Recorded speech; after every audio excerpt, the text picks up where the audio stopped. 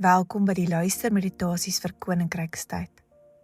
Vandag is Dinsdag, 11 Augustus, en die skrifgedeelte waarby ons stil staan is 1 Konings 19, vers 9 tot 18 in die 1983 vertaling.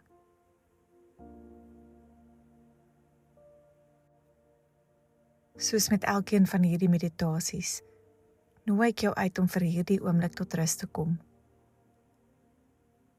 Haal stadiger asem en daardie geraas rondom jou en die geraas binne jou vir 'n oomblik tot bedaring kom.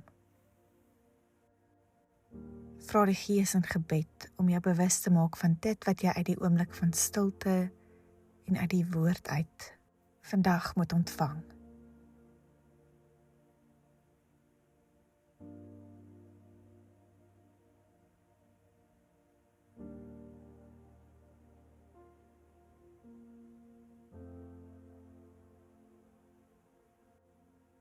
Die gedig van Sheila Cousins, 3 luik, nooi ons uit om dieper in die oomblik tot rus te kom.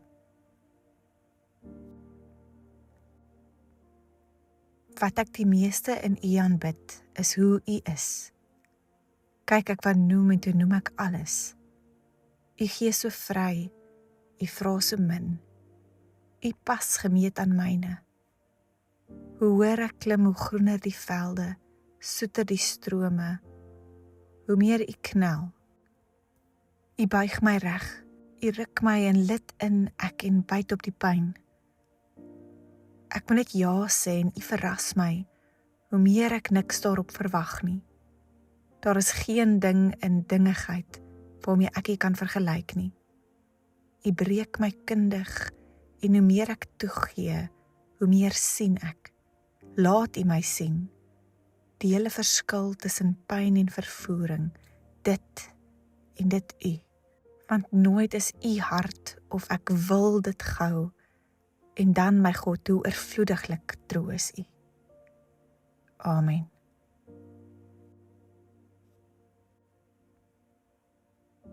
Een Konings 19 vers 9. Hy het in 'n grot ingegaan en die nag daar deurgebring. Toe het die woord van die Here tot hom gekom en vir hom gesê, "Wat maak jy hier, Elia?" Hy antwoord toe, "Ek het my met hart en siel gewy aan die saak, Here, Almagtige God. Die Israeliete het die verbond met U verbreek. U het hulle U altare afgebreek en die profete doodgemaak.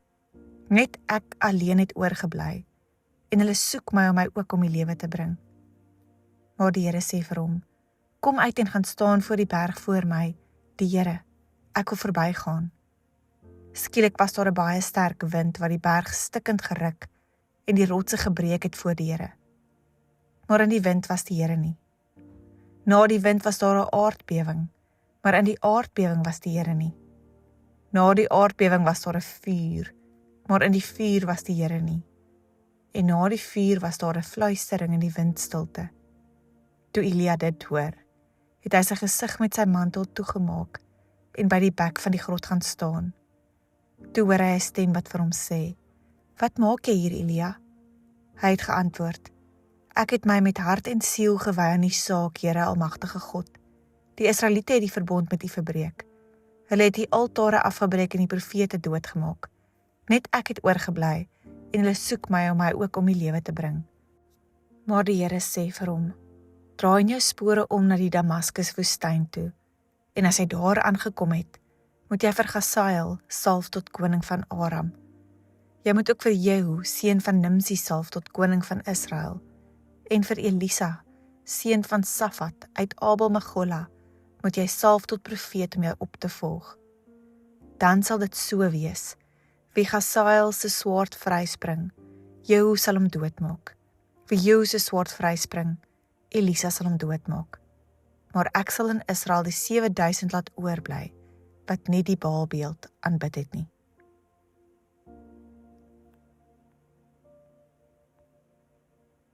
Wat maak jy hier, Elia? Dit is die vraag waarmee God hom ontmoet. En Elia het 'n antwoord gereed. Hy vertel van sy ywer, van Israel se ontrou, van alles wat verlore gegaan het. En dan sê hy, net ek het oorgebly. Dis hoe die wêreld soms lyk wanneer 'n mens lank genoeg alleen met jou vrees sit. Alles word kleiner, die moontlikhede minder, die verhaal eindig by jou. Maar God antwoord Elia nie dadelik met 'n verduideliking nie. Hy sê vir hom, gaan uit en staan op die berg voor die Here. En dan kom die wind, so sterk dat dit die berge skeur en die rotse breek. Maar die Here is nie in die wind nie. Dan die aardbewing, maar die Here is nie in die aardbewing nie. Dan die vuur, maar ook daar is die Here nie. En na die vuur, 'n sagte geluid. Elia trek sy mantel oor sy gesig en gaan staan by die ingang van die grot. God se teenwoordigheid kom nie soos hy dit verwag nie. Kom nie soos ons dit verwag nie. Nie elke ontmoeting skud die aarde nie. Nie elke antwoord kom met vuur nie. Soms moet mens lank genoeg stil word om te ontdek dat God reeds naby is. Maar ook dit is nie die einde van die verhaal nie. God vra weer, wat maak jy hier, Elia? En daarna stuur God hom terug. Terug na sy roeping, na die pad, na die wêreld wat nie skielik eenvoudig geword het nie. En God korrigeer ook die verhaal wat Elia vir homself vertel het.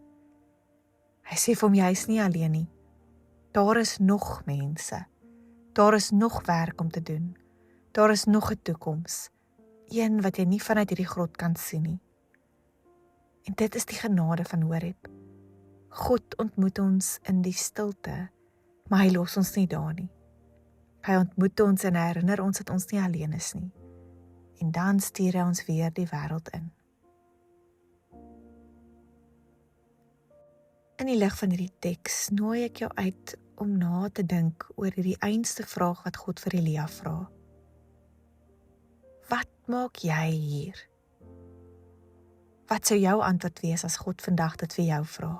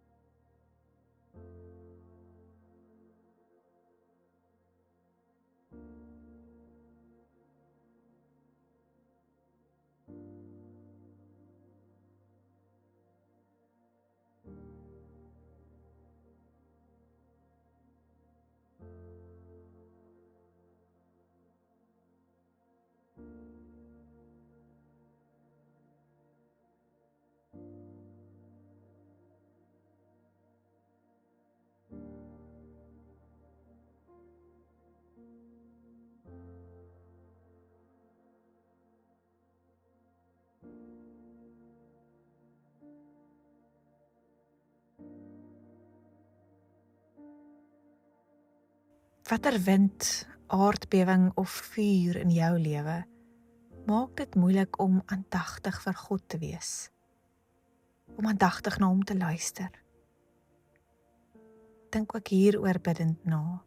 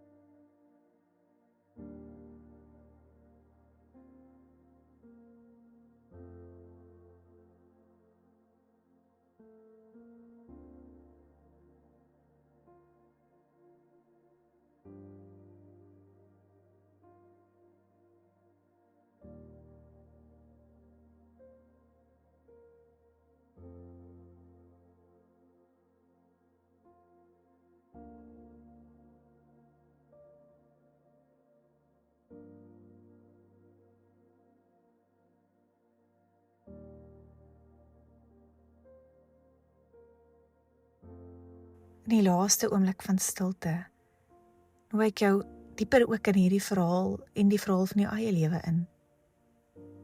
Waar het jou eie vrees of moegheid jou laat dink, net ek het oorgebly? En waarheen word jy dalk vanuit die stilte weer gestuur? Praat met God in gebed hieroor.